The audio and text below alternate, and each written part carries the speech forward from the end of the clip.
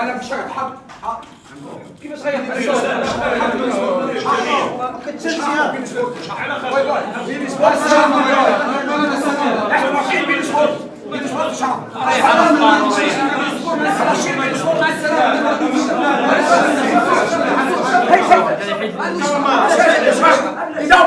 دي سياسة الدولة مش كده.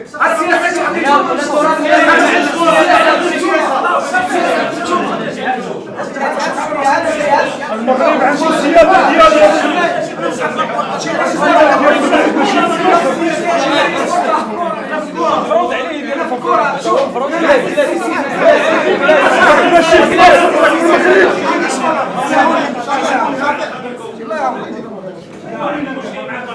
المغرب عنده السيادة ديالو ماشي مصر. الديمقراطية ما يمكنش. انت في المغرب ماشي في مصر.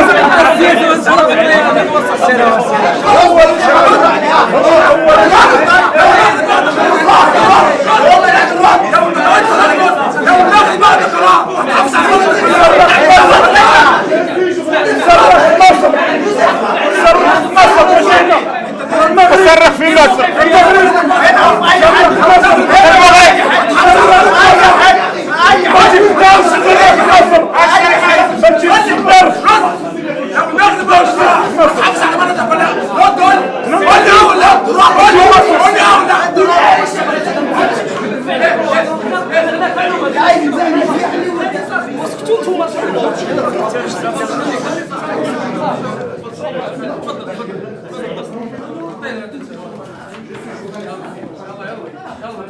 كابتن وجه مغاير بانت به المباراة في الشوط الأول، الفريق كان عنده وجه مغاير في الشوط الثاني، قلنا على العموم الأداء التقني الفريقين. المباراة كان لها وجهان. مزجته بمشكلة.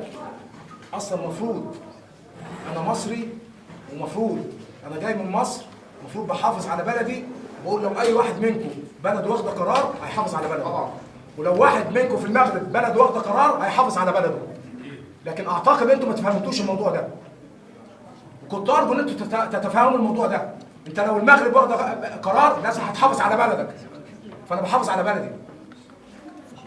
لكن عشان تشوهوا اي حاجه ثانيه انا ما اسمحش لحد.